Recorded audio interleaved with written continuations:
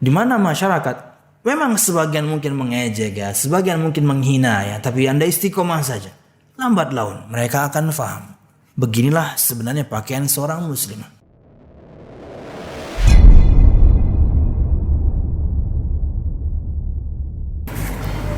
Bismillahirrahmanirrahim. Assalamualaikum warahmatullahi wabarakatuh.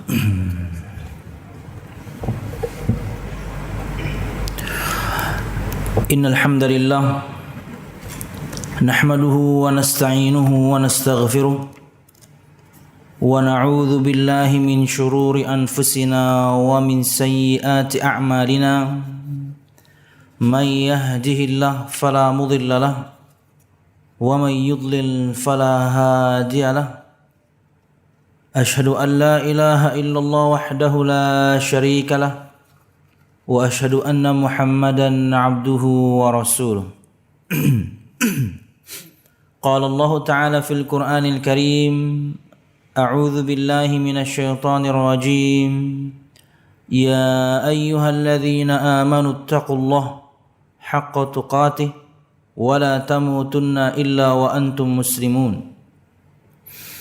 Ya ayyuhan nasu taqu rabbakumul ladzi khalaqakum min nafsin wahidah وخلق منها زوجها وبث منهما رجالا كثيرا ونساء واتقوا الله الذي تساءلون به والأرحام إن الله كان عليكم رقيبا يا أيها الذين آمنوا اتقوا الله وقولوا قولا سديدا يصلح لكم أعمالكم ويغفر لكم ذنوبكم ومن يطع الله ورسوله فقد فاز فوزا عظيما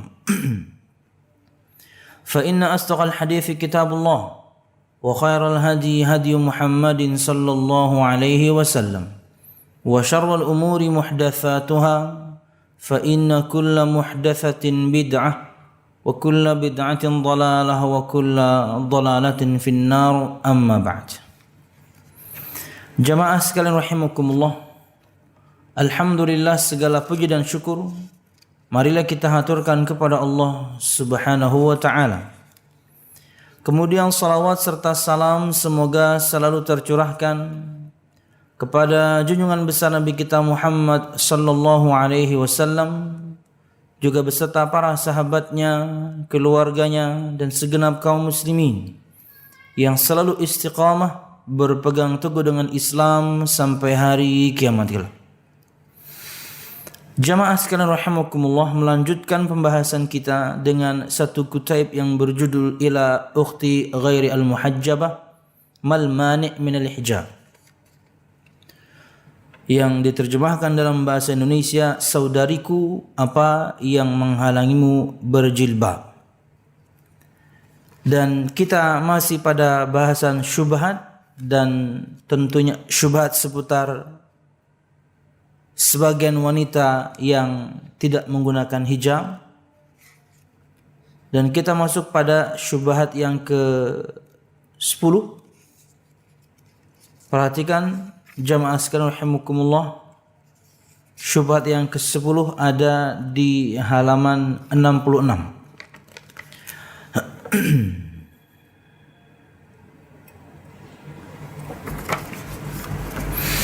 Syubhat ke-10, hijab bukan fenomena budaya. Hijab bukan fenomena budaya. Kata beliau, banyak orang berkata hijab merupakan fenomena keterbelakangan masyarakat. Hijab tidak menunjukkan budaya modern dan maju. Wanita yang berhijab laksana tenda hitam yang berjalan, sangat aneh dan mengembalikan masyarakat pada kehidupan primitif.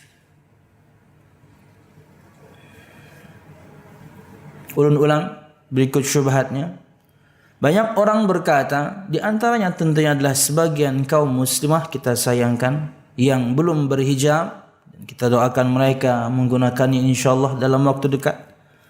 Hijab merupakan fenomena Hijab merupakan fenomena keterbelakangan masyarakat. Hijab tidak menunjukkan budaya modern dan maju. Wanita yang berhijab laksana tenda hitam yang berjalan. Sangat aneh dan mengembalikan masyarakat pada kehidupan primitif. Siap. Jamaah sekalian rahimakumullah, perhatikan poin yang pertama, perkataan beliau pengarang Syekh Abdul Hamid Al-Bilali hafizahullah taala. Syubhat ini langsung gugur karena kesalahan fatal dari argumentasi itu sendiri. Kemajuan budaya bukanlah diukur dengan simbol-simbol fisik dan materi seperti pakaian, bangunan, kendaraan, perhiasan, dan hal-hal lahiriah lainnya. Orang yang mengukur kemajuan budaya masyarakat dengan simbol-simbol fisik adalah orang yang tidak memahami masalah dan tidak bisa berpikir secara objektif dan logis. Kebudayaan adalah istilah yang berarti kumpulan nilai-nilai, akhlak, perilaku dalam suatu masyarakat. Adapun fenomena fisik atau material, semua itu tidak masuk dalam lingkup budaya, tetapi wujud dari peradaban. Jamaah sekalian rahimakumullah, jika standar modernnya sebuah budaya, majunya sebuah budaya adalah dengan tidak menutup aurat, maka sebenarnya binatang mereka berarti lebih berbudaya ya. Islam, Nabi Muhammad SAW datang dengan Islam, dengan syariat hijab untuk kaum wanita, untuk memuliakan mereka, agar mereka menutup seluruh tubuhnya. Kenapa kemudian setelah 1400 tahun kemudian kok syubhat-syubhat seperti ini digaungkan kembali agar orang kembali telanjang? Di Indonesia Timur misalnya, modernnya mereka sekarang ya ketika mereka berpakaian, semuanya sudah berpakaian. Mungkin sebagian kecil di antara mereka mungkin yang masih ini tidak berpakaian, tapi modernnya mereka sekarang itu ya berpakaian. Jamaah sekalian rahimakumullah, maka perkataan mereka hijab merupakan fenomena keterbelakangan masyarakat ini terbalik. Hijab tidak menunjukkan budaya modern dan maju, ini terbalik. Karena orang itu majulah, karena orang itu modernlah, maka dia memiliki adab dalam berpakaian. Untuk perempuannya lebih tertutup kemudian pakaiannya. Itulah perempuan yang modern, perempuan yang maju, yang menutup auratnya. Karena sebelumnya telanjang. Kok kemudian ada syubhat seperti ini digaungkan di tengah kaum muslimah lebih tepatnya, ingin mengembalikan mereka agar mereka menanggalkan pakaian mereka kembali.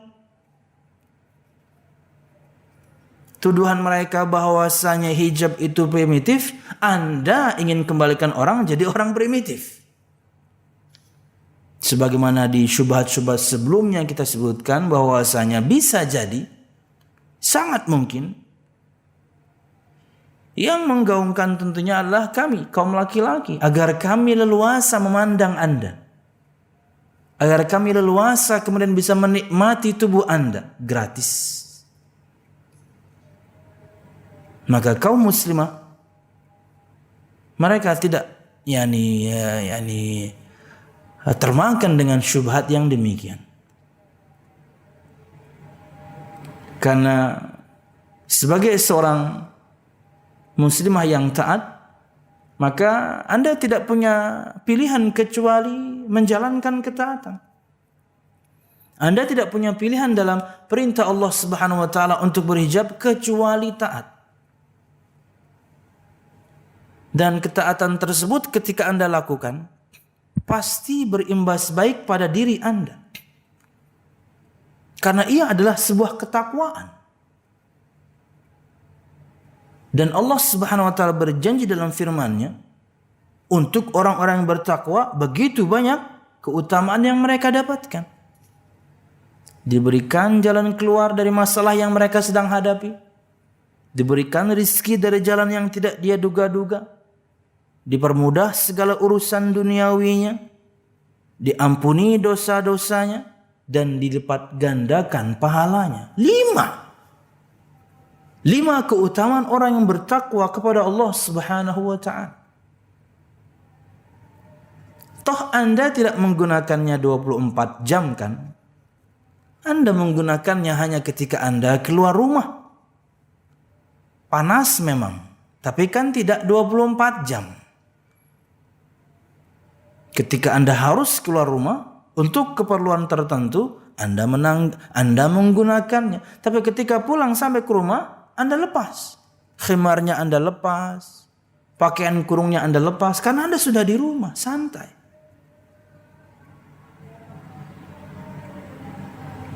Dan sering ulun ulangi bahwasanya ketaatan Anda yang demikian itu ya cuman sebentar. Anda mungkin umur sekarang 35, 36, 40. Ya mungkin besok mati. Berarti kan cuma sebentar doang taatnya. Sampai besok aja. Kita tidak tahu umur. Ketaatan ini hanya sampai mati saja. Artinya cuma sebentar lagi. Dan ketika Allah Subhanahu wa ta'ala dan Rasulnya melarang dari satu perbuatan, pasti buruk imbasnya untuk Anda. Anda serukan semua wanita Indonesia, bahkan mungkin ketika Anda serukan wanita dunia untuk menanggalkan hijab, Allah tidak menjadi tercela karenanya, karena keburukannya nanti kembali kepada Anda. Semua wanita sedunia, mereka tidak mentaati Allah Subhanahu wa ta'ala, bejat semuanya. Apakah kemudian Allah Subhanahu wa ta'ala terhina? Enggak. Kemaksiatan yang kalian lakukan, kemaksiatan yang kita lakukan, imbas buruknya balik ke kita. Sebaliknya, seluruh dunia mentaati Allah, Allah enggak tambah mulia karena Allah memang maha mulia. Tidak menambahkan kerajaan Allah sedikit pun enggak, karena ketaatan Anda semuanya, ketaatan kita semuanya, manfaatnya kembali ke kita. Anda taat kepada Allah dan Rasulnya, manfaat untuk Anda. Anda bermaksiat kepada Allah dan Rasulnya, keburukan Anda akan dapatkan. Semuanya kembali ke kita. Allah tetap mulia. Apakah Anda taat atau tidak? Dan Allah tetap mulia. Ketika Anda semuanya misalnya melanggar larangannya, Allah tetap mulia. Allah tidak terhina dengannya. Nah, karena keburukan akan kembali kepada pelakunya sendiri. Poin yang kedua, penjelasan dari sisi empiris. Sebagai contoh kata beliau, jika seorang melawat ke Amerika, ia akan merasakan dan menyaksikan kebebasan sangat dijunjung tinggi oleh setiap orang di sana. Baik pejabat pemerintah ataupun rakyat biasa. Bebas pokoknya.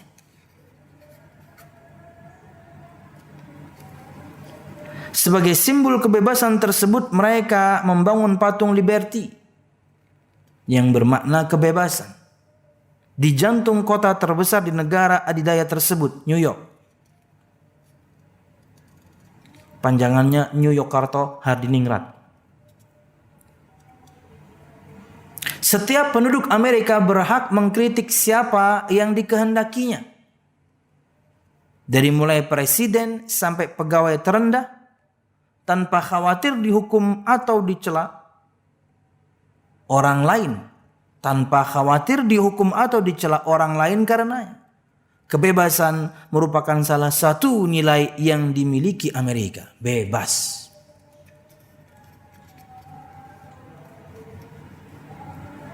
Ini yang secara tidak langsung kalau kita saksikan sudah kita sadur ya. Sudah kita ambil dan sudah dipraktekkan sebagian kita, na'udzubillah, kaum muslimin.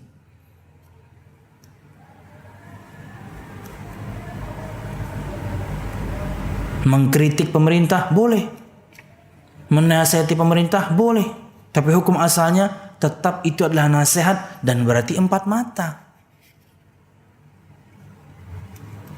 Tapi apakah tidak boleh terang-terangan? Boleh, tapi Anda harus siap dengan konsekuensinya. Jangan Anda berani terang-terangan, kemudian ketika dijeduk Anda kemudian memble. Hadapi konsekuensinya. Kamu kan menasihati mereka terang-terangan, tersinggung mereka punya power, mereka ceduk Anda, mereka penjarakan Anda, mereka zalimi Anda, bahkan mungkin mereka bunuh Anda. Siap nggak? Harus iya. Lawang Anda kemudian menasihati terang-terangan, kok konsekuensinya ada. Boleh menasihati pemerintah secara umum, boleh. Terang-terangan boleh. Tapi yang pertama, siapa Anda? Ini penting. Anda orang ternama, Anda orang yang dipanuti, Anda orang yang diperhitungkan oleh mereka, silahkan. Kalau Anda rakyat jelata, gak usah ngomong. Gak bakal didengar Anda.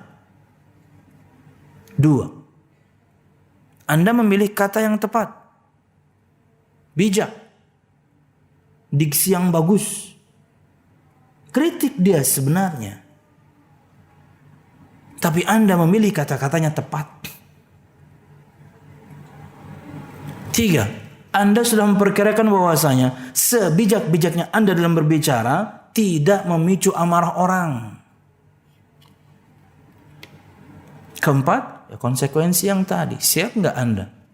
Jika dengan nasihat terang-terangan Anda di depan khalayak ramai menyinggung mereka dan mereka kemudian bukan cuma menzalimi doang ya, mungkin sampai level dibunuh Anda ya, Anda harus siap. Jika tidak, ya kembali ke hukum asal yang namanya nasihat itu empat mata. Man arada ayyang sahli dhis sultan fala yubdihi alaniyah. Walakin liya'khudh biyadihi fayakhlu bihi fa in qubila minhu fadhaka wa illa kana qad adda alladhi alaih. Barang siapa yang ingin menasihati pemimpin, maka janganlah menasihatinya dengan cara terang-terangan.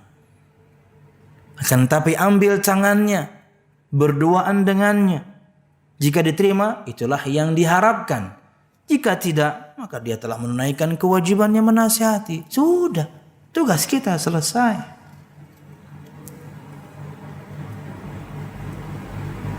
Mayoritas kita kaum muslimin. Dan kita tidak seperti Amerika. Jangan Anda bawa-bawa ke sini. Istilah yang biasa digaungkan oleh banyak orang dengan istilah open-minded, pemikiran yang terbuka, itu maksudnya adalah barat. Anda harus berpikiran seperti orang barat. Di antaranya ini.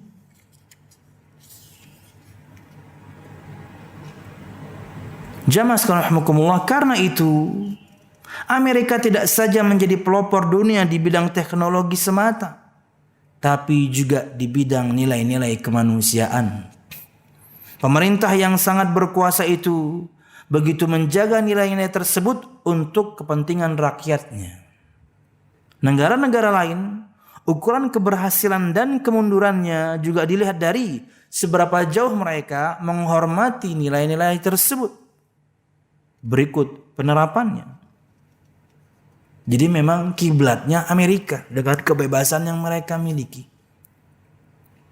Contoh lain, ketika Anda pergi ke stasiun kereta api di negara manapun di Eropa, tentu Anda akan mendapatkan jadwal keberangkatan dan kedatangan kereta api selama sepekan, lengkap dengan jam dan menitnya, detail. Misalnya dalam jadwal tertulis hari Senin, kereta api pertama tiba pada pukul 6.40 pagi. Jika Anda menunggu di stasiun, Anda akan mendapati kereta api datang tepat pada waktunya. Tidak terlambat meskipun hanya 1 menit. Seandainya terjadi keterlambatan sedikit saja, maka di mana-mana Anda akan melihat pengaduan. Bahkan petugas yang menyebabkan keterlambatan tersebut dapat dipecat dari tugasnya.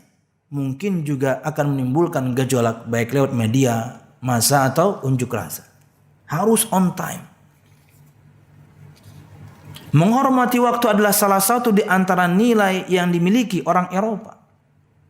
Maka ukuran kemajuan Eropa dan peradabannya tidak semata karena teknologinya, tetapi juga karena mereka memiliki nilai-nilai yang selalu dijunjung tinggi.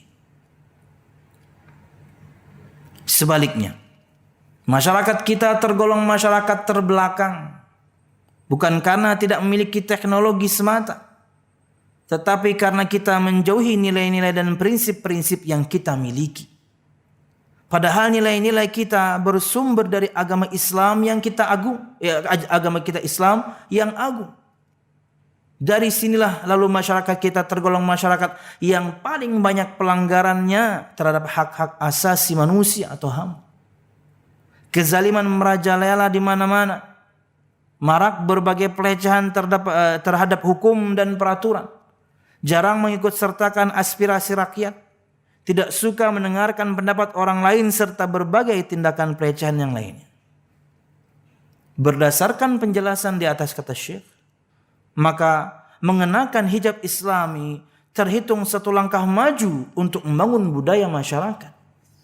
Sebab ia adalah cerminan akhlak, perilaku, dan nilai yang berdasarkan agama kita yang lurus.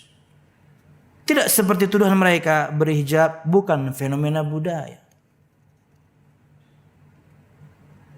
Jamaah sekalian rahimakumullah, kalau misalnya ingin maju, inilah yang harus kita pertahankan. Nilai inilah yang harus kita pertahankan. Akhlak. Karena Allah Subhanahu wa taala melalui Nabi Muhammad SAW telah menerangkan semuanya. Termasuk di antaranya tata cara berpakaian. Anda pegangi ini jadi prinsip Anda atau jadi prinsip kita. Maka dari sisi inilah kemudian orang akan tahu, oh seperti itulah seorang muslim. Bukan kemudian menjadikan orang-orang kafir sebagai rujukan. Mereka punya nilai seperti waktu, menghormati waktu luar biasa.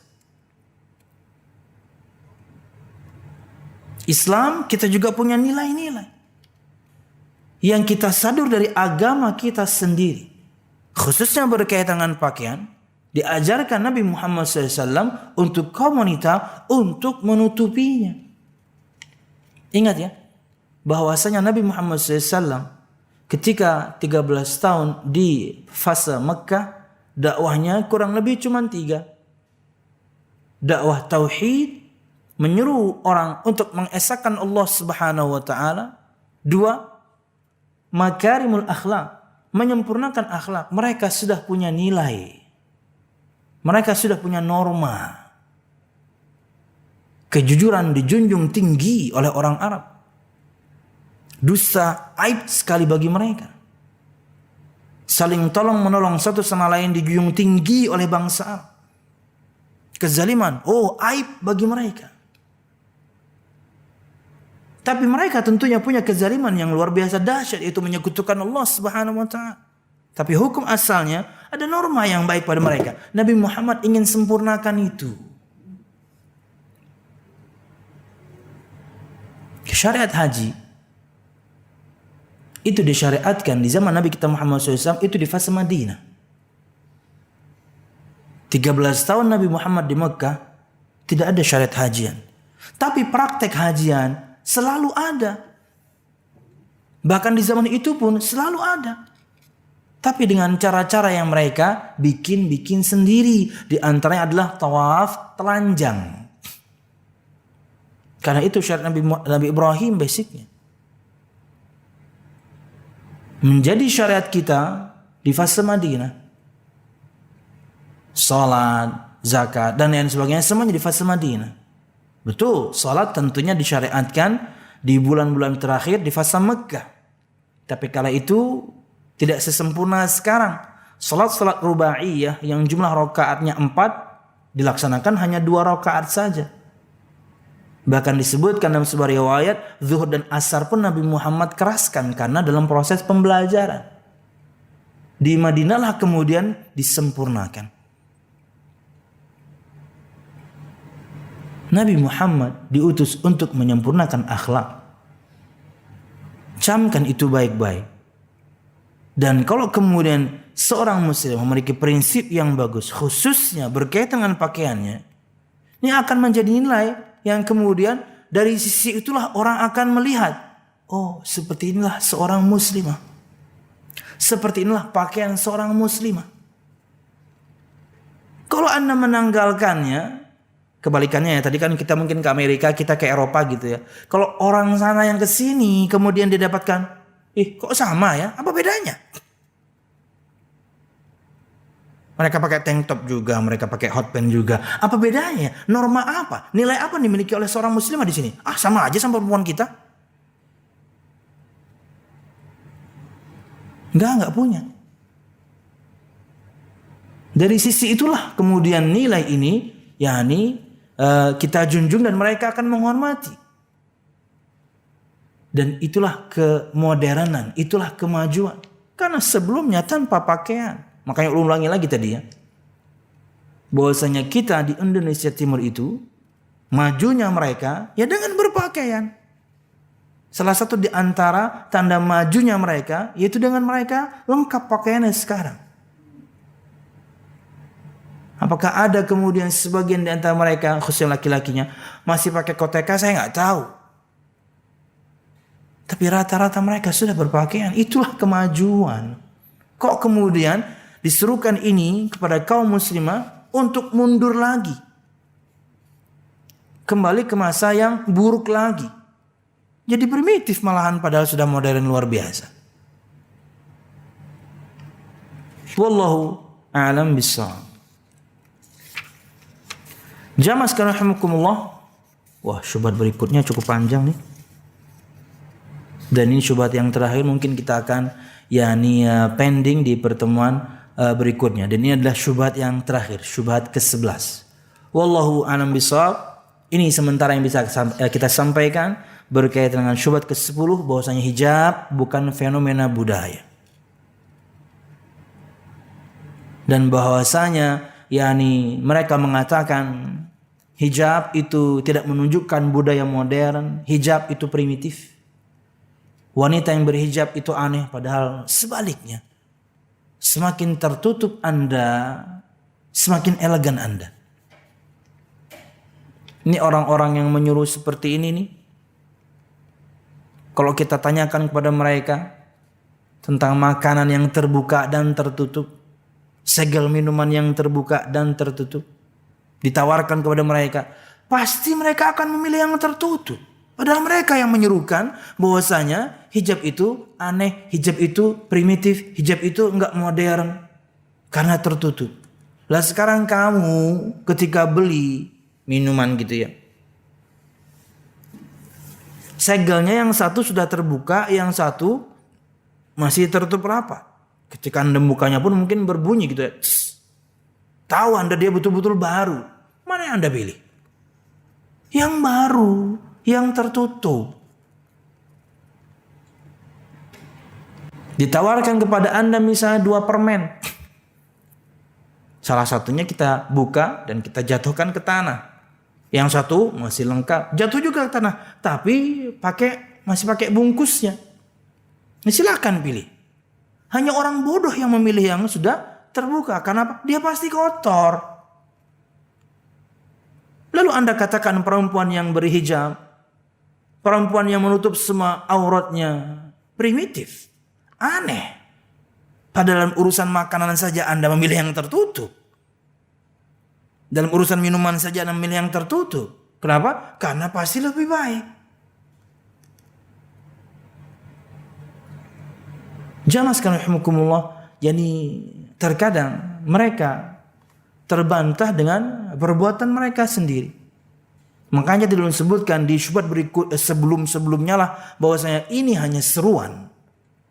Sebagian orang-orang yang sakit hatinya karena ingin melihat yang gratisan, free, dari apa yang kemudian menonjol dari kecantikan seorang wanita, mereka sebarkan ini agar perempuan menanggalkan hijabnya,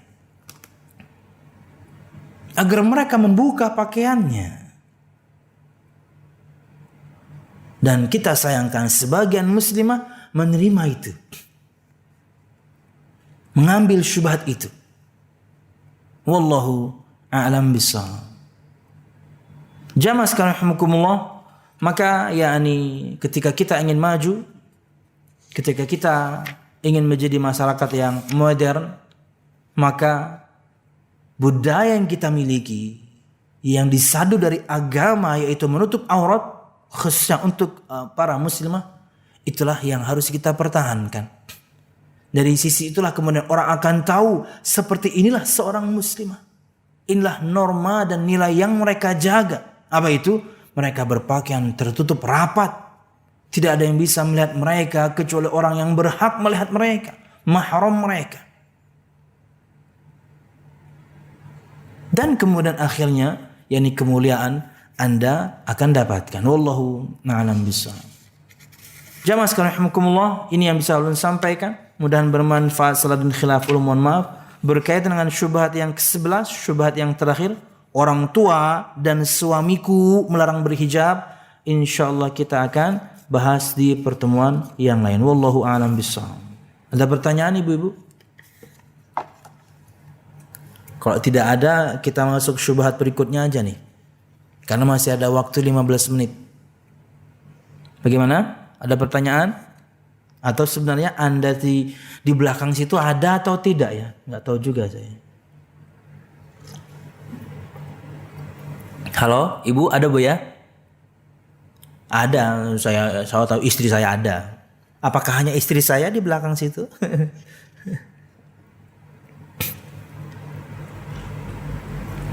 Oke, kita lanjutkan saja.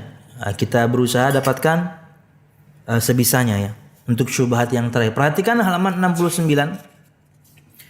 Ada sebagian di antara pian ibu-ibu belum punya buku ini? Belum punya? Beli Bu, karena pembahasannya sudah mau habis Bu ya. Nunggu mau dibagikan yang nggak ada lagi ya. Oke, lanjut. Syubhat ke-11. Syubhat yang terakhir ya. Dan sangat kita sayangkan tentunya dokumentasi kita baru dari syubhat ke-6 ya. Sayang sekali dokumentasi kita dari syubhat ke-6. 1 sampai 5 itu tidak ada dokumentasinya. Apakah kita akan ulang nanti? Ngabisin waktu ya. Mudah-mudahan Anda ingat lah ya. Karena setelah ini kita bahas kitab yang lain. Oke, syubhat ke-11.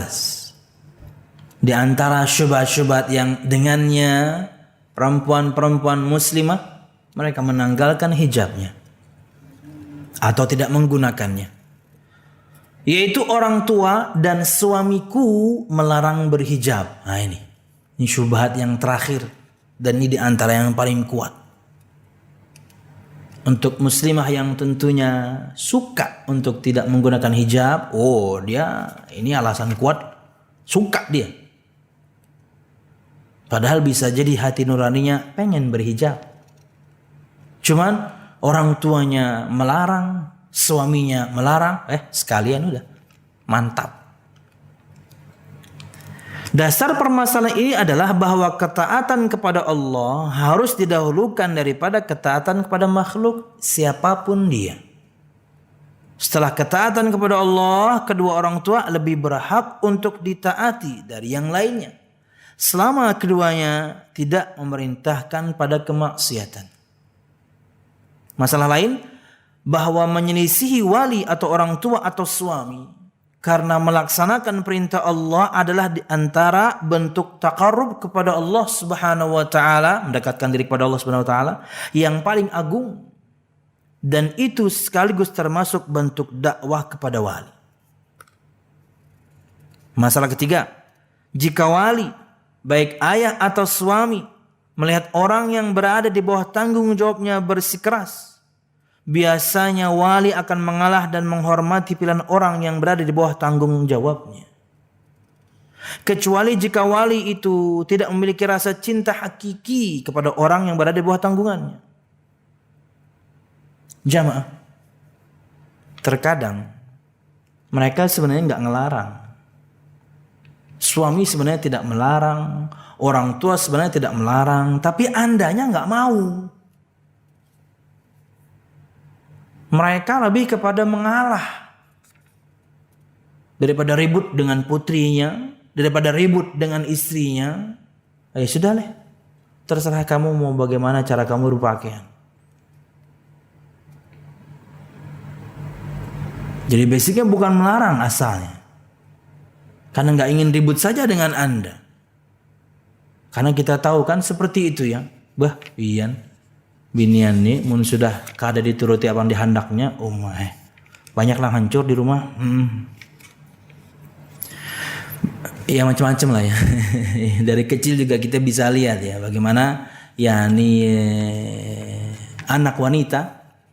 Nah, saya punya anak perempuan 2, laki-laki 2. Saya bahkan punya rekaman bagaimana mahamuknya Dalila, bagaimana mahamuknya Lujain ketika mereka menginginkan sesuatu. Beda dengan Dihya dan juga Dayani Kanzu. Perempuan, waduh. Makanya tentunya mendidik mereka pahalanya begitu besar ya, karena cobaannya juga begitu besar. Menggangsing lah, berputar-putar, parkur sana sini, macam-macam ya. Anak perempuannya. Jadi suami daripada ribut lawan bininya, orang tua daripada ribut sama putrinya. Ya sudahlah, kamu pengen gak pakai hijab, ya sudah. Jadi basicnya bukan ngelarang, tapi emang gak enak aja. Gak mau ribut sama putrinya, gak mau ribut kemudian dengan yakni istrinya. Di sini disebutkan soal dan jawab berkaitan dengan syubhat ini. Perhatikan, bagaimana hukum orang yang menentang ibunya dengan tidak mentaatinya karena ibu tersebut menganjurkan sesuatu yang di dalamnya terdapat maksiat kepada Allah. Seperti sang ibu menganjurkan bertabarruj. Banyak ini di syubhat yang sebelumnya, bahkan bukan tabarruj, orang tua yang nyuruh pacaran. Orang tua macam apa ini? Menjerumuskan anak saya sendiri kepada kemaksiatan kepada Allah. Tidak 1-2 kali saya dapatkan seperti ini cerita. Ya dari ikhwan, ya dari akhwat. Disuruh orang tuanya pacaran dulu. Ikhwannya, akhwatnya, mereka sudah pada ngaji. Mereka tahu pacaran adalah pintu perbuatan zina. Pintu. Mereka tahu dari awal. Mereka tidak ingin melakukannya. Orang tua yang nyuruh. Ya tentunya orang tua yang belum belajar ya. Sangat kita maklumi. Itulah tugas kita belajar untuk mengajarkan kepada mereka. Agar jangan memerintahkan pada anak hal-hal yang salah. Karena kalau anak yang tidak belajar, ikhwan akhwatnya yang belum ngaji, mereka akan mengatakan, aku disuruh orang tua bang, aku ini harus taat dengan orang tua. Aku disuruh pacaran, ya aku umpati. Itu jadi dalil kuat. Kenapa? Orang tuanya yang nyuruh. Seperti sang ibu menganjurkan bertabarruj, bepergian tanpa mahram. Dia berdalih bahwa hijab hanyalah khurafat, kedustaan, dan tidak diperintahkan oleh agama. Seperti syubhat yang hari-hari ini viral ya. Karena itu ibu meminta agar saya menghadiri berbagai pesta dan mengenakan pakaian yang menampakkan sesuatu yang diharamkan Allah bagi wanita. 2 aurat terbesar wanita, dadanya dan pinggulnya. Harus kelihatan. Mau pakai kebaya, ya pasti kelihatan semua lekuknya dong. Tapi ini perintah ibu. Dia amat marah jika melihat saya mengenakan hijab. Ini gimana nih? Pertanyaan. Maka jawabannya kata Syekh, tidak dibolehkan mentaati makhluk. Baik ayah, ibu, atau selain keduanya. Tidak ada ketaatan dari rakyat kepada pemimpinnya, dari istri kepada suaminya, dari anak pada orang tuanya, kalau untuk bermaksiat kepada Allah Subhanahu wa taala. Tidak ada ketaatan. Anda disuruh bermaksiat, nggak ada ketaatan, sekalipun yang nyuruh bapak. Tidak ada ketaatan kepada makhluk untuk bermaksiat kepada Allah. Sekalipun yang memerintahkan Anda, ayah Anda, ibu Anda, suami Anda, pemerintah Anda. Tapi perintahnya maksiat. Ulang-ulang, tidak dibolehkan mentaati makhluk. Baik ayah, ibu, atau selain keduanya dalam hal-hal yang di dalamnya terdapat maksiat kepada Allah Subhanahu wa ta'ala. Dalam sebuah hadis sahih disebutkan innamat ta'atu fil ma'ruf. Dalam Sahih Bukhari juga Muslim, Nabi Muhammad SAW bersabda yang artinya adalah sesungguhnya ketaatan itu hanyalah dalam kebaikan, bukan dalam kemaksiatan ketaatan itu. Suami Anda perintahkan kebaikan, wajib taat Anda. Orang tua Anda perintahkan kebaikan, wajib taat Anda. Karena itulah yang namanya ketaatan. Tapi kalau yang diperintahkan adalah kemaksiatan, maka tidak ada ketaatan pada makhluk untuk bermaksiat kepada Allah Subhanahu wa ta'ala. Dan juga sabda Nabi Muhammad yang lain, kata beliau SAW, la ta'ata li makhlukin fi maksiatil khaliq. Tidak ada kewajiban taat kepada makhluk dalam bermaksiat kepada Al-Khaliq Allah Subhanahu wa ta'ala. Riwayat Imam Ahmad.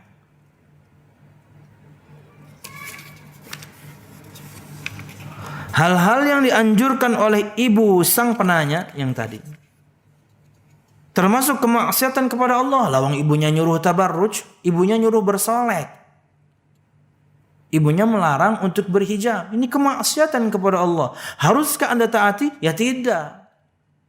Tinggal kemudian bagaimana cara yang baik dalam penolakan Anda kepada ibu.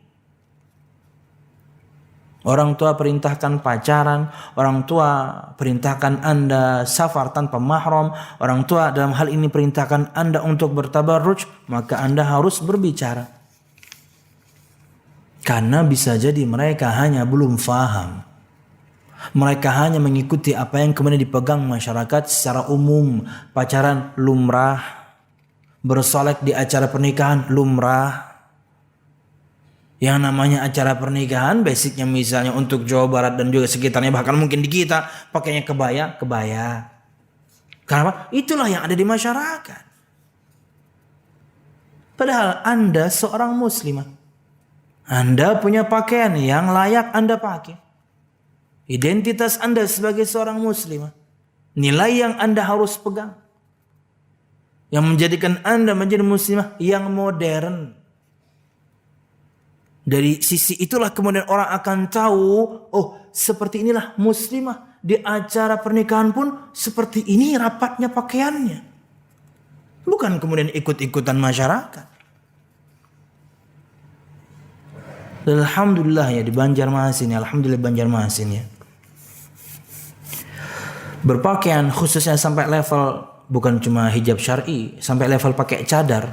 Ya alhamdulillah sudah perkara yang luar biasa. Dan ini tersebar. Ya.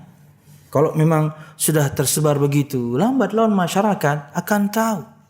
Mereka akan belajar. Kenapa kok perempuan ini begitu? Mulai belajar, mereka tahu. Syukur-syukur kemudian sama-sama mengamalkan. Mungkin di kota lain tidak seperti kita. Wallahu a'lam bishawab. Maka bersyukur siapapun di antara pian yang di mana masyarakat memang sebagian mungkin mengejek ya, sebagian mungkin menghina ya, tapi Anda istiqomah saja. Lambat laun mereka akan faham. Beginilah sebenarnya pakaian seorang muslimah. Walaupun tentunya pendapat jumhur, semua wanita adalah aurat kecuali wajah dan dua telapak tangan. Tapi ketika Anda takut akan fitnah, mungkin Allah karuniakan Anda wajah yang cantik, seharusnya memang sudah Anda tutup. Persembahkan hanya untuk suami Anda saja atau orang yang berhak melihatnya saja. Wallahu a'lam bishawab. Hal-hal yang dianjurkan oleh ibu sang penanya di atas termasuk kemaksiatan kepada Allah. Karena itu dia tidak dibenarkan untuk mentaatinya. Enggak boleh taat. Tapi bagaimana cara Anda menjawab orang tua, itu yang harus memang dipelajari. Kata-kata yang indah, kata-kata yang lembut, firman Allah, sabda Nabi Muhammad, perlu latihan. Karena di saat yang sama Anda bukan cuma menolak perintah orang tua. Berat untuk mereka mendapatkan anaknya menolak perintah mereka. Tapi ketika Anda menyampaikan dengan kata-kata yang bijak, pas, tepat, Sisanya Anda tentunya barengi dengan doa, maka insya Allah hidayah Allah Subhanahu wa taala akan menyapa mereka. Sabar aja. Wallahu a'lam bishawab. Soal yang kedua, kita akhiri mungkin di sini. Beberapa lembaga tinggi di negara kami yang termasuk negara Islam mengeluarkan peraturan yang intinya memaksa para wanita muslimah agar melepas hijab, khususnya tutup kepala atau kerudung, khimar. Bolehkah saya mentaati peraturan tersebut? Ingat, tadi orang tua, sekarang pemerintah. Perlu diketahui, jika ada yang berani menentangnya, maka dia akan mendapat sanksi berat. Mungkin dikeluarkan. Misalnya dikeluarkan dari tempat kerja, sekolah, atau bahkan dipenjara. Perhatikan jawaban Syekh. Kejadian di negara Anda tersebut merupakan ujian bagi setiap hamba. Anda belajar di sana mungkin karena ilmu yang Anda tuntut di sana tidak ada di negeri. Ini mungkin untuk kasus yang di luar negeri ya. Untuk seorang yang misalnya dia harus belajar. Dia bukan tinggal nyaman santai di negeri kafir, enggak, dia harus pergi. Ilmu itu adanya di sana. Dan ketika dituntut mungkin nanti akan bermanfaat untuk kaum muslimin. Tapi peraturan ini terbentur dengan prinsip dia sebagai seorang muslimah. Enggak usah keluar negeri ya kalau yang begini ya. Di kita juga ada ya. Kata Syekh, kejadian di negeri Anda tersebut merupakan ujian bagi setiap hamba. Dan semua kita pasti diuji. Kalau misalnya kehidupan kita datar gitu yang gak ada ujian, kita takutkan Allah memang sudah tidak cinta dengan Anda. Ketika Anda mengatakan saya beriman, maka ini sudah konsekuensi iman Anda. Anda akan Allah uji. Dalam surah Al-Ankabut ayat 1-3 Allah Subhanahu wa taala berfirman, Alif Lam Mim. Ahasiban nasu ayyutraku ayyaqulu amanna wa hum la yuftanun. Wa laqad fatanna alladhina min qablihim fala ya'lamanna Allahu alladhina sadaqu wa la ya'lamanna al-kadhibin. Yang artinya adalah Alif Lam Mim. Apakah manusia itu mengira bahwa mereka dibiarkan saja mengatakan kami telah beriman sedang mereka tidak diuji? Enggak. Ketika Anda mengatakan Anda beriman, kami beriman, Allah pasti uji. Dan macam-macam. Ujiannya macam-macam sesuai dengan kadar iman masing-masing. Abu Dzar Al-Ghifari radhiyallahu anhu bertanya kepada Nabi Muhammad SAW, siapa manusia wahai Rasul yang paling berat ujiannya? Kata Nabi Muhammad SAW, para nabi paling berat. Kemudian siapa lagi wahai Rasul yang semisal dengan mereka yang paling berat? Yang imannya tebal, yang imannya tinggi. Kata Nabi Muhammad SAW, yubtalar rajulu ala hasbi dini. Seorang laki-laki atau juga perempuan akan diberikan ujian berdasarkan ketebalan imannya. Tebal imannya berat. Tipis imannya, maka dia akan diuji sesuai dengan kadar imannya. Yang kita takutkan itu. Lempeng hidup Anda. Nggak ada ujian hidup Anda. Tak-taunya itu bukti lemahnya iman Anda.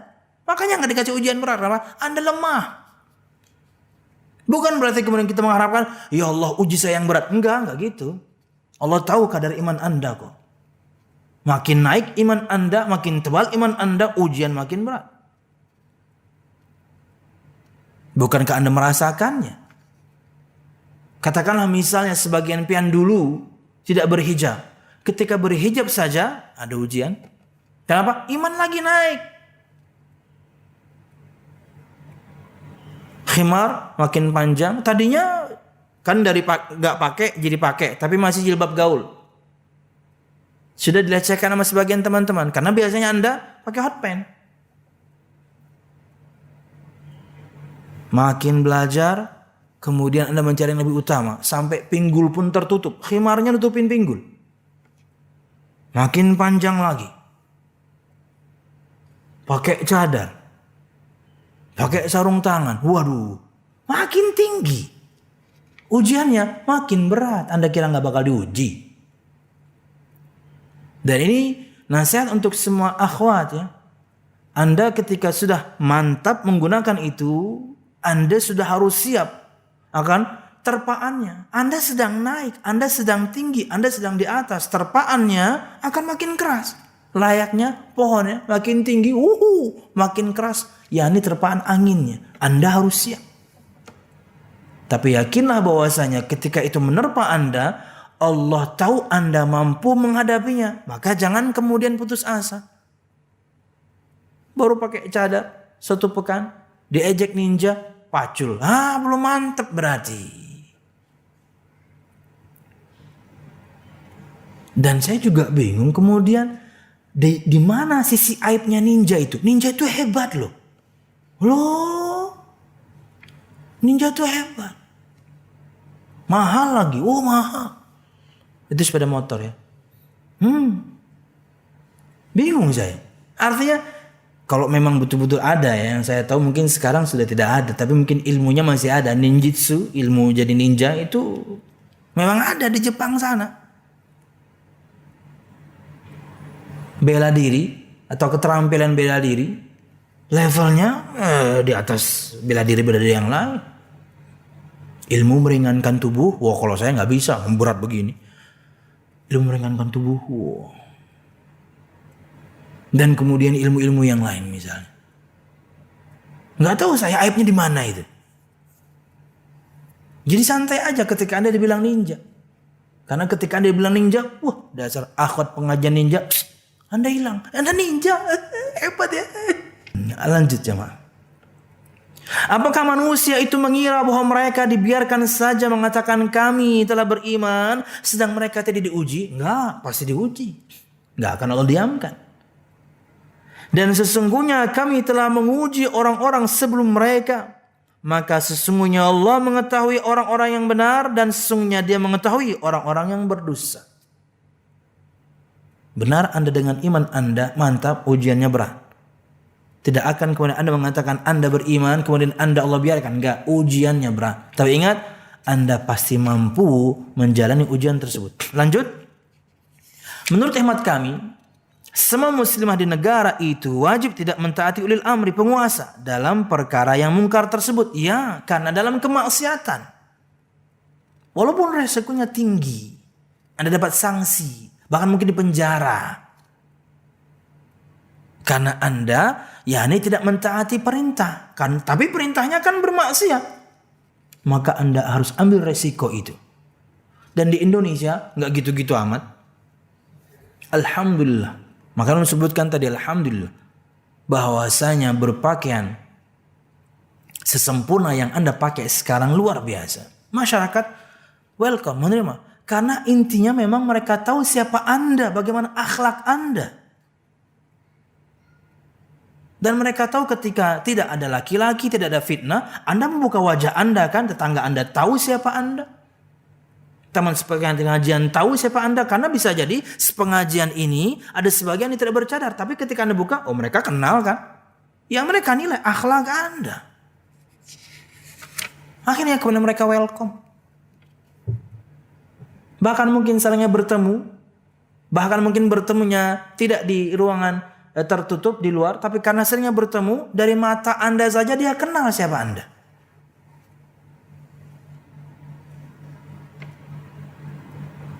Acil yang sering jual ayam ke rumah tuh nggak tahu tuh, apakah dia tahu wajah istri saya? Nggak tahu. Nggak tahu saya. Kira-kira tahu kah, Ding? Nggak tahu mungkin. Karena istri setiap keluar dia pakai cadar. Tapi saya tahu dia kenal. Kenapa? Ketika berpapasan pun dia senyum. Ya. Semua sudah tergambar di mata Anda. Baik Anda kepada orang, mereka akan juga memberikan kebaikannya kepada Anda. Padahal ketika berbicara, Anda tertutup karena sedang di luar. Makanya begitu awal-awal pindah gitu di Tatah Belayung itu, ini ulun suruh istri kemudian main ke tetangga. Dan jangan lupa ketika tidak ada laki-laki buka cadarmu. Biar mereka kenal siapa kamu. Wallahu a'lam bishawab. Lanjut. Menurut hemat saya, seorang muslimah di negara itu wajib tidak mentaati ulil amri atau penguasa dalam perkara yang mungkar tersebut, yaitu melepas hijab. Karena ketaatan kepada ulil amri menjadi gugur kalau dia memerintahkan perbuatan yang mungkar. Allah Subhanahu wa taala berfirman dalam surah An-Nisa 59, "Ya ayyuhalladzina amanu atiiullaha wa atiiur rasul wa ulil amri minkum." Yang artinya adalah, hai orang-orang yang beriman, taatilah Allah dan taatilah Rasulnya dan ulil amri di antara kamu. Ada kata-kata atiu sebelum kata Allah, ada kata-kata atiu sebelum kata Rasulullah, tapi tidak ada kata atiu sebelum ulil amri. Bukti bahwasanya ketaatan kepada Allah dan Rasul itu mutlak, ketaatan kepada ulil amri itu tidak mutlak. Mereka perintahkan pada kebaikan, taat kita, walaupun terkadang kita nggak suka. Tapi untuk kebaikan, taat kita. Tapi kalau untuk bermaksiat kepada Allah Subhanahu wa taala, maka tidak ada kewajiban seorang muslim untuk mentaatinya. Jika kita perhatikan ayat di atas, kita tidak mendapati perintah taat untuk ketiga kalinya sebagaimana bahasan tadi. Itu perkataan atau penafsiran Imam Ibnu Katsir. Hal ini menunjukkan bahwa ketaatan kepada ulil amri harus sesuai dengan ketaatan kepada Allah dan ketaatan kepada Rasulnya Muhammad sallallahu alaihi wasallam. Jika perintah mereka bertentangan dengan perintah Allah dan Rasulnya, maka perintah itu tidak boleh dituruti dan ditaati. Nabi Muhammad SAW bersabda, hadis yang kita sebutkan juga sebelumnya dari Imam Ahmad, la ta'ata li makhlukin fi ma'siyatil khaliq. Tidak ada ketaatan kepada makhluk untuk bermaksiat kepada Khaliq Allah Subhanahu wa taala. Risiko yang mungkin menimpa para wanita dalam masalah ini hendaknya dihadapi dengan sabar. Dengan memohon pertolongan kepada Allah, kita semua berdoa agar para penguasa di negara tersebut segera mendapatkan petunjuk dari Allah Subhanahu wa taala. Wallahu a'lam bishawab. Belum rasa cukup ya untuk pembahasan hari ini, dan insyaallah soal jawab berkaitan syubhat yang terakhir ini mungkin kita akan lanjutkan di pertemuan yang lain, atau kita selesaikan saja, tinggal satu ini. Jadi kita selesai dari buku ini. Kita masih punya 5 menit ya. Kita masih punya 5 menit untuk kajiannya ya. Oke. Yang terakhir jamaah, perhatikan. Halaman 73 terakhirnya. Mungkin di pertemuan mendatang kita pilih kitab yang lainnya. Tapi tetap masih berkaitan pastinya dengan urusan pian sebagai kaum wanita. Sepasang suami istri telah dikaruniai beberapa anak. Seorang istri menghendaki mengenakan pakaian sesuai dengan ketaatan syariat, ketentuan syariat, tetapi sang suami melarangnya. Jadi pertama tadi kasusnya dilarang orang tua, atau malah disuruh orang tua bersolek. Yang kedua pemerintah, sekarang suaminya. Biar lengkap ya. Apa nasihat Syekh terhadap suami seperti itu? Yang kemudian malah melarang istrinya untuk berpakaian yang semestinya ditentukan oleh syariat. Kami nasihatkan, kata Syekh, kepada suami itu. Jadi fatwa yang pertama tadi jawaban Syekh bin Baz, fatwa kedua tadi jawaban Syekh Al-Utsaimin. Yang ketiga ini juga Syekh Utsaimin. Kami nasihatkan kepada suami itu agar dia bertakwa kepada Allah dan dalam urusan keluarganya. Dia juga hendaknya bersyukur kepada Allah yang memberikan kepadanya istri yang ingin menerapkan salah satu perintah Allah. Harusnya bersyukur, malahan punya istri pengen taat. Punya istri pengen taat kepada Allah, harusnya dia malah bersyukur. Yakni memakai pakaian sesuai dengan ketentuan syariat sehingga menjaga keselamatan dirinya dari fitnah. Dia ingin pakai pakaian. Wallahu a'lam bishawab. Di samping itu, Allah Subhanahu wa taala memerintahkan agar para hambanya yang beriman menjaga diri dan keluarganya dari api neraka. Ini kewajiban kita seharusnya sebagai para suami. Menjaga istri dan anak, menjaga keluarga dari siksa Allah, bukan malah menjerumuskan mereka kepada azab Allah. anak kita, istri kita, tanggung jawab kita. Kita akan ditanyakan akan hal tersebut. Itulah beratnya seorang laki-laki dan kepala keluarga. Allah Subhanahu wa taala berfirman, "Ya ayyuhalladzina amanu qu anfusakum wa ahlikum nar." Hai orang-orang yang beriman, peliharalah dirimu dan keluargamu dari api neraka. Kata Ali bin Abi Thalib menafsirkan, "Allimuhum mu'addibuhum." Ajari mereka ilmu, ajari mereka adab. Kewajiban kita para suami, para kepala keluarga adalah mengajarkan urusan agama istri kita. Dan hak Anda, hai para wanita sebagai istri, hak Anda mendapatkan pembelajaran dari suami tentang agama Anda. Dan jika para suami, mereka tidak memiliki kemampuan yang cukup untuk mendidik istrinya dalam urusan agamanya, izinkan mereka hadir pengajian. Sudahlah Anda tidak maksimal mengajarkan agama untuk istri Anda, ketika dia pengen ngaji Anda larang. Ini nggak nyambung.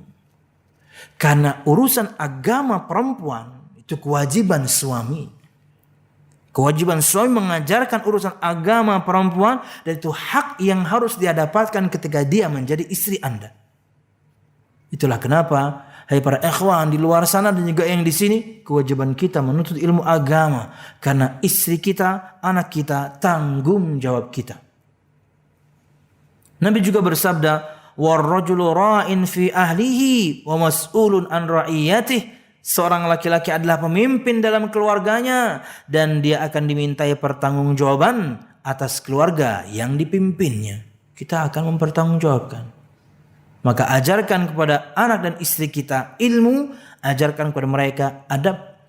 Jika demikian halnya, patutlah seorang suami berusaha memaksa istrinya menanggalkan pakaian yang sesuai dengan memaksa istrinya menanggalkan pakaian yang sesuai dengan ketentuan syarak agar selanjutnya mengenakan pakaian yang diharamkan. Kok gini ya?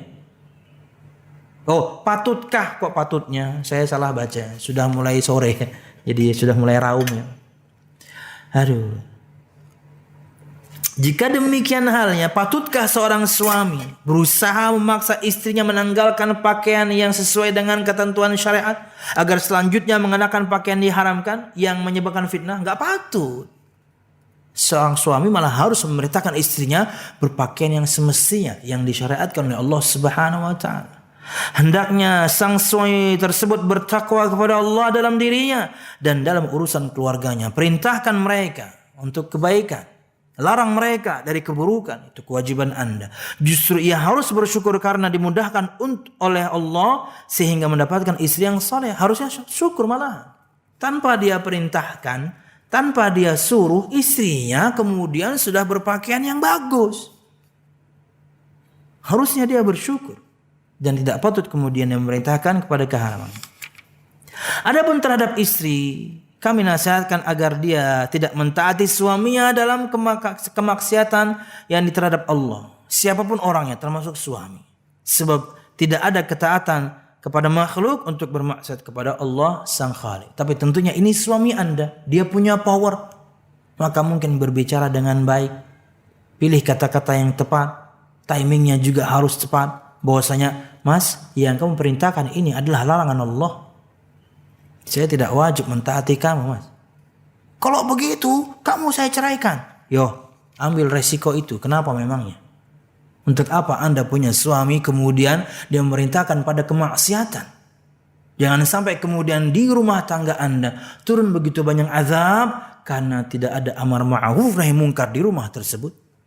Akhirnya ketika Anda berdoa, Allah nggak dengar. Kenapa? Kemarin nggak ada amar ma'ruf nahi munkar. Pas ketika kena musibah, kena begitu banyak azab dalam banyak masalah di rumah tangga Anda, minta kepada Allah, nggak didengar. Kenapa? Kemarin kemana aja? Ada perintahku kamu langgar, ada laranganku kamu tetap lakukan. Sekarang ketika hidupmu susah, kok kesini? Kemana aja kemarin? Jangan sampai seperti itu. Wallahu a'lam bishawab. Dan untuk para suami yang sudah mendapatkan istri yang luar biasa taat, maka bersyukurlah kepada Allah Subhanahu wa ta'ala. Wallahu a'lam bishawab. Masih ada waktu ya? Udah habis sebenarnya, udah 1 jam ya. Ada 8 kesimpulan ini. Perlu baca saja ya. Biar betul-betul selesai ya. Sampai halaman terakhir loh. Kita baca semuanya nih biar selesai. Kesimpulan. Inilah hukum syariat menurut keterangan para ulama kita seputar masalah syubhat yang sedang kita bahas. Tetapi untuk menolak wali, jika ia memerintahkan bertabarruj atau melarang berhijab, hendaknya ia melakukan secara hikmah. Ini nasihat beliau. Enggak bisa kemudian kita konfrontir dengan keras, enggak ya. Harus dengan hikmah ya, dengan kebijaksanaan. Karena yang sedang Anda hadapi suami Anda, yang sedang Anda hadapi adalah orang tua Anda. Hikmah yang dimaksud adalah 1.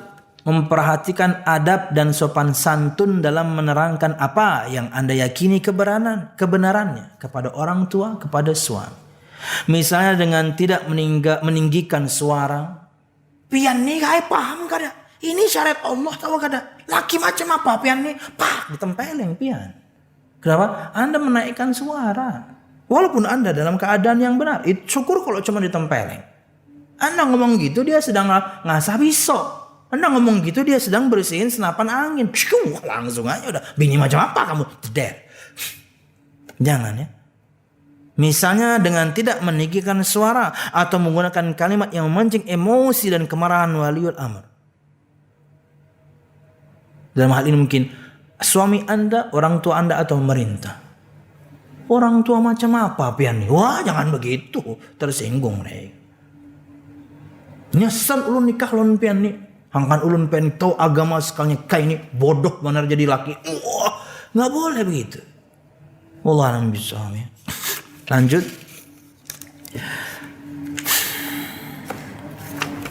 Tabah dalam menghadapi ejekan, celaan, hinaan. Hendaknya lapang dada dan tidak cemas. Juga hal itu tidak boleh menyebabkan hubungan yang tidak baik kepada waliul amr.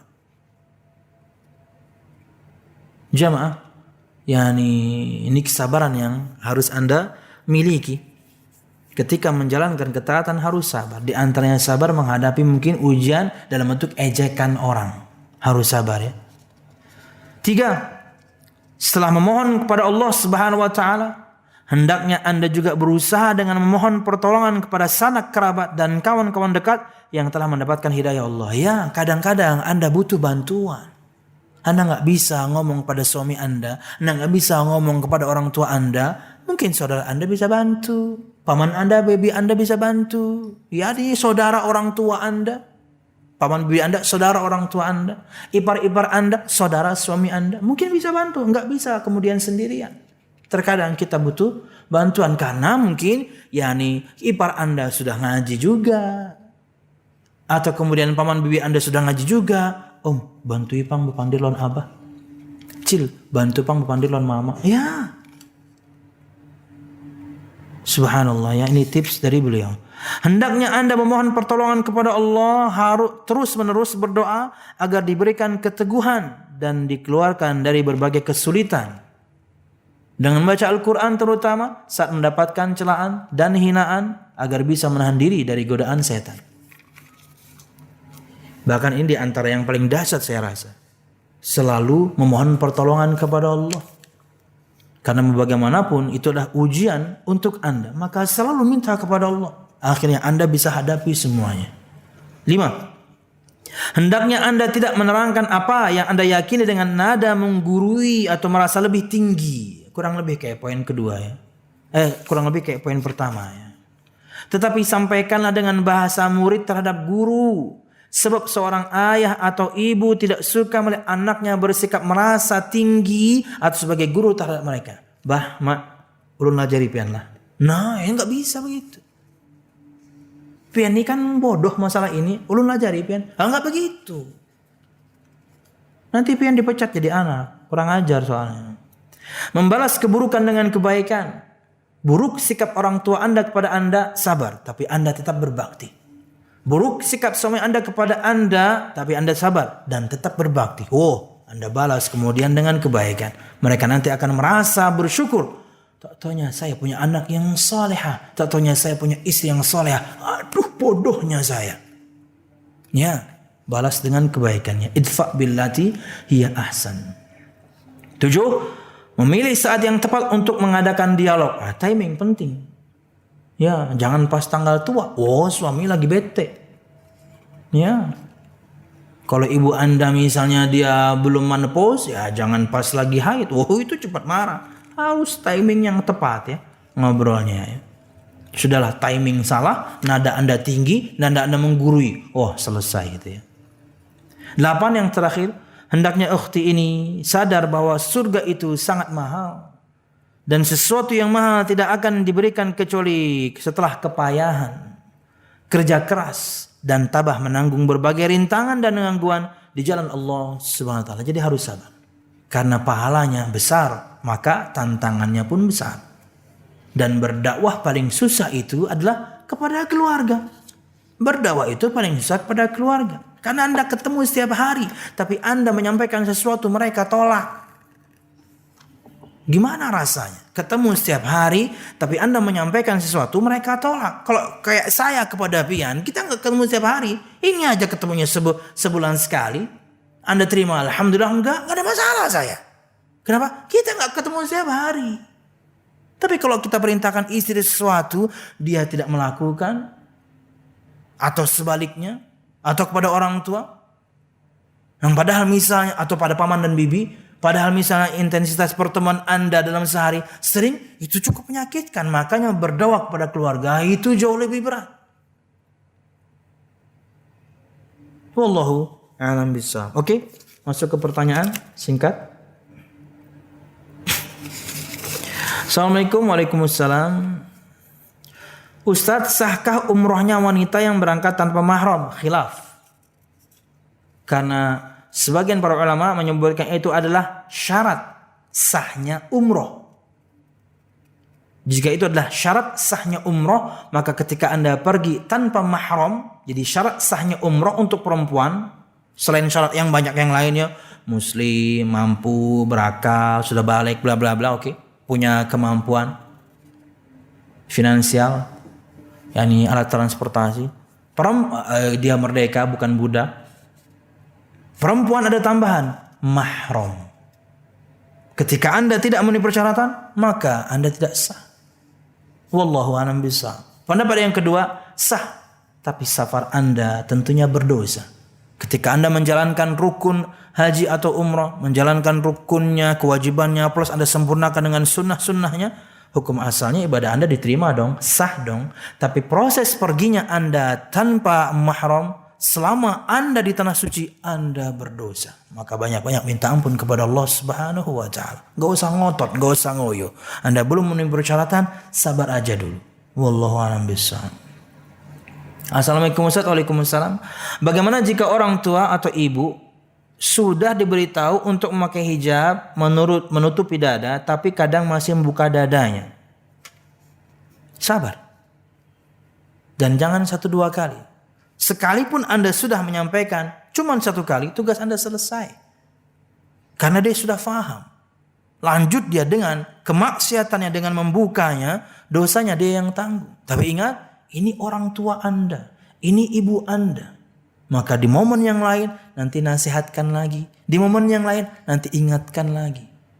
Ya, karena bisa jadi nasihat Anda yang kesekianlah Allah sapa ibu Anda dengan hidayahnya dan taufiknya, hingga kemudian dia berpakaian yang syar'i, yang sempurna. Persis seperti yang Anda inginkan, persis seperti yang syariat inginkan. Wallahu a'lam bishawab. Ini yang bisa saya sampaikan. Mudah bermanfaat. Salah dan khilaful, mohon maaf. Mudahan kajian kita diberkahi Allah Subhanahu wa taala. Amin ya rabbal alamin. Subhanakallahumma bihamdika asyhadu an la ilaha illa anta astaghfiruka wa atubu ilaik. Assalamualaikum warahmatullahi wabarakatuh.